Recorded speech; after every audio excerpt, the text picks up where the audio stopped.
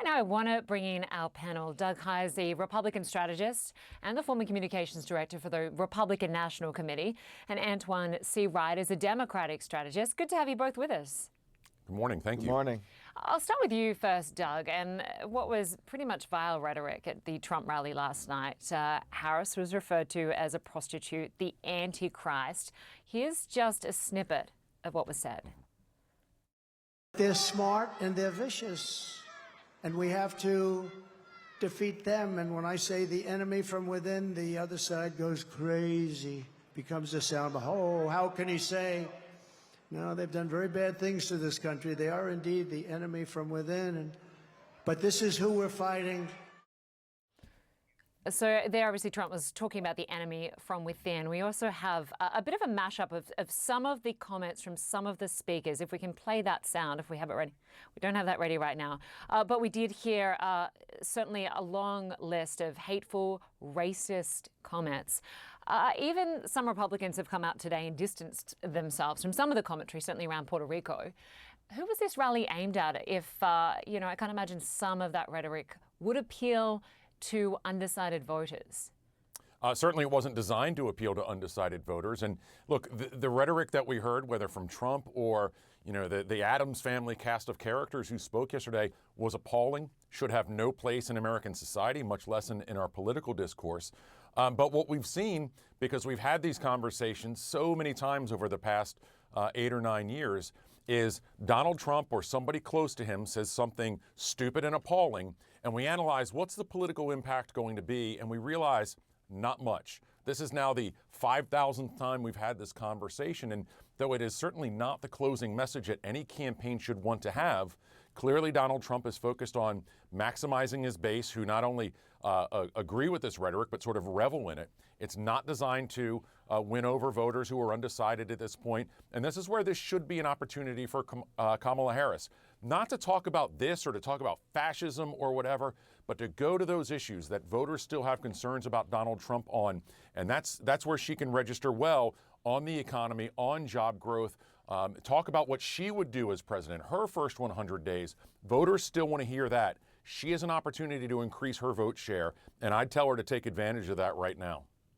And to you, Antoine, we heard one of those speakers, a comedian, referring to Puerto Rico as an island of garbage. That was one comment that was caught out by some Republicans. But Kamala Harris was also speaking about Puerto Rico and appealing to Puerto Rican voters over the weekend. Let's just play that sound. And I know that Puerto Rico's economic future depends on urgently rebuilding and modernizing the island's energy grid. That's why I will cut red tape, ensure disaster recovery funds are used quickly and effectively. I will never forget what Donald Trump did and what he did not do when Puerto Rico needed a caring and a competent leader.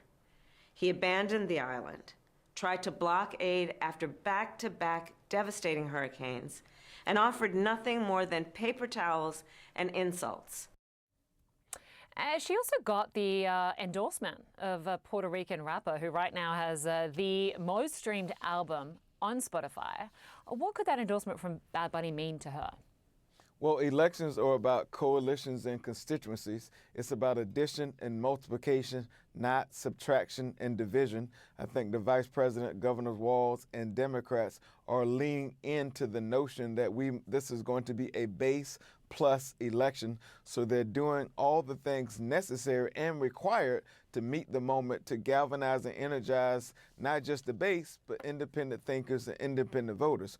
With that being said, that right-wing, radical, racial, dangerous red meat rhetoric we heard last night at that hate rally in Madison Square Garden should be rejected, no matter your politics, no matter how you feel about the individual candidates. I think that was just a warm-up act and setting expectations or preheating the oven for the days and weeks to come. That's why the FBI and Homeland Security report that came out just a few minutes ago about how the hate-filled rhetoric and all the extremism in this country should be a warning sign for Americans. It seems as if the speakers who spoke last night had jokes for every single constituency except white Americans. And the fact of the matter is why I appreciate my friend Doug's comments about what the vice president should be doing as a pivot to that. It just speaks to the idea that the journey for her is twice as hard, half as much. She could never get away, or her supporters could never get away with some of the things we've heard last night and what we've heard throughout the campaign. But Americans should not go numb to this and act as if it's just Donald Trump, it's just the Republicans. We should call these things out. We should deal with these issues at the ballot box. But certainly we should be united around the front of pushing back on this extremism at all fronts. Yeah, exactly. Michelle Obama certainly calling out those double standards when she spoke over the weekend. But to you, Doug, I want to ask you about these conspiracy theories and the questioning that we are hearing about the integrity of the electoral process. We know that Donald Trump continues to say he's going to go after his opponents. We also know that Republicans have filed at least 100 lawsuits already, ranging from like voter registration lists to other questions over the integrity of the electoral process. How does that all add to the narrative around election integrity?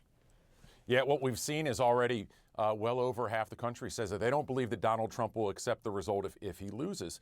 But the reality is, and I've looked at North Carolina, obviously an important state, my home state, very closely. And what we've seen in the aftermath of the hurricane is that the State Board of Elections and local county boards of elections have done a tremendous job in getting reopened. There are only 2 sites now in western North Carolina that are closed. The balloting in North Carolina, and I think we could probably say this about other states as well, will be safe and secure and results that we can trust. Now, that may mean that Donald Trump wins one state, Kamala Harris wins another. I think we know these elections are going to be close, but these conspiracy theories only go to undermine our trust in our elections and ultimately who the winner is. Even if that's Donald Trump, some people may not accept that result. But the reality is, and again, I'm looking at North Carolina very specifically, they've done a great job on the state and local level to ensure that our vote is one that can be trusted.